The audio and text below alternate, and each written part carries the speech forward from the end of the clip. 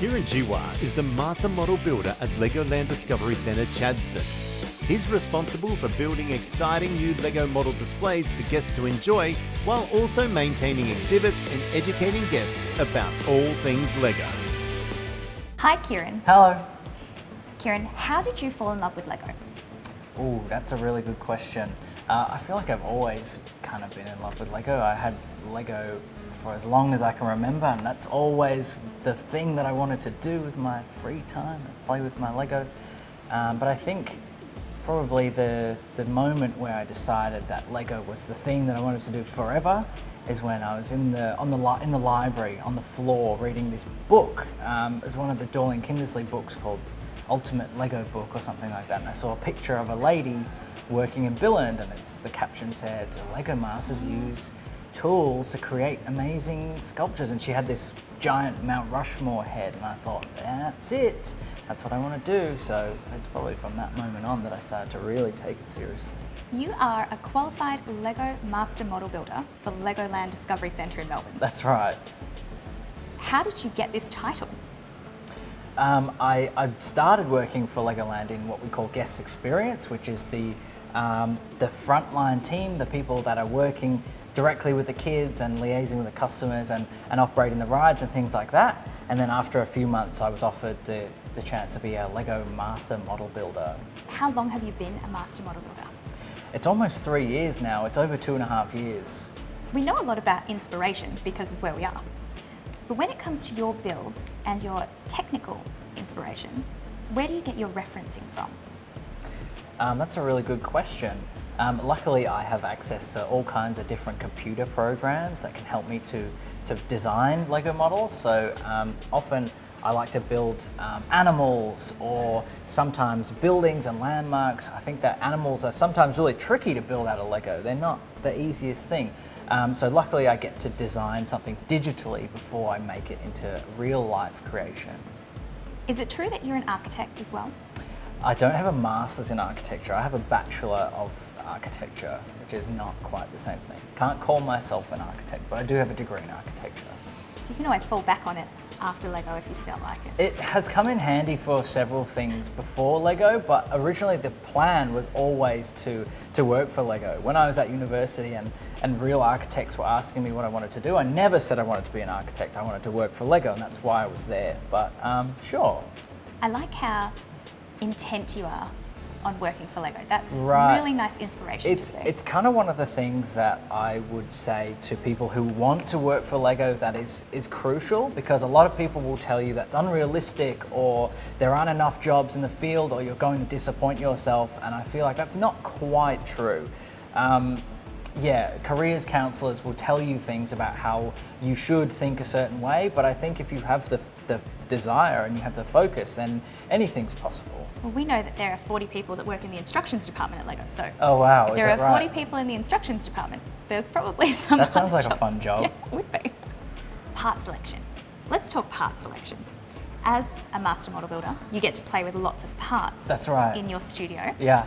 but you also get to select parts for other people too. Yeah. Tell us about that.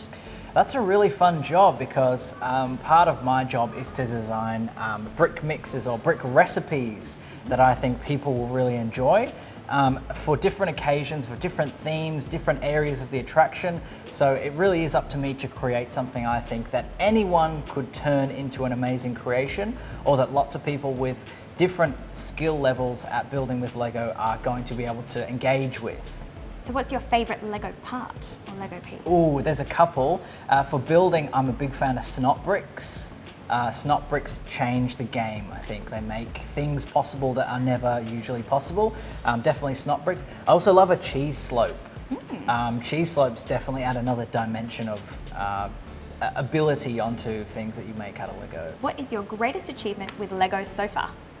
I think my favourite achievement with LEGO came last year, because over the 2 lockdowns, Legoland Discovery Centre and myself, we started a workshop program where every Tuesday and Sunday I'd go live on Facebook and help kids to build something out of LEGO. And obviously we've seen the results of that, kids posting their creations back to us. I think that's really rewarding and really heartwarming. The virtual experience of Lego is something really positive, I think. Sure.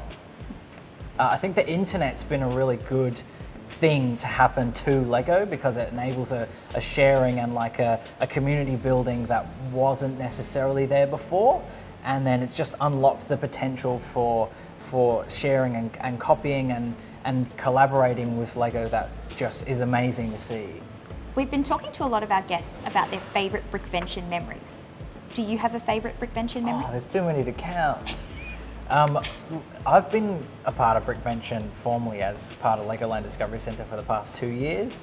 I think there's been a lot because it's only 3 days or 4 days, but in that 4 days so much happens and there's so many different things that you see and so many interactions you have that I don't know if I could put a finger on one particular one.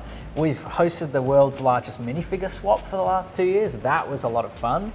The community that comes together as a result of that, and you see the same faces again and again because they keep coming in, checking which ones are on the wall, and what else? You get to check out everyone's display models, which have been amazing, and you meet different people and you see everyone's brick badges that are this tall. 15 bricks tall, yeah. Yeah. So no It's- favourite in It's particular? been wonderful. I don't really know. Do you think we'll have another Brickvention Legoland Discovery Centre minifigure swap in the future? I would love to do that. I want to make it bigger and better than ever. We could try and break another record. Yeah, right, because last year was 4,032 minifigures on the wall, and I want to push that a little bit. That could be fun. In 2021, what exciting projects will you be completing? Oh, there's going to be lots. Some secret, some not so secret, but I think watch this space. It's going to be very exciting. Thank you so much for joining me, Kieran, for this short but sweet conversation. You're very welcome. Thanks for having me. Keep an eye on this playlist, subscribe and set reminders so you don't miss a thing for Brickvention Online.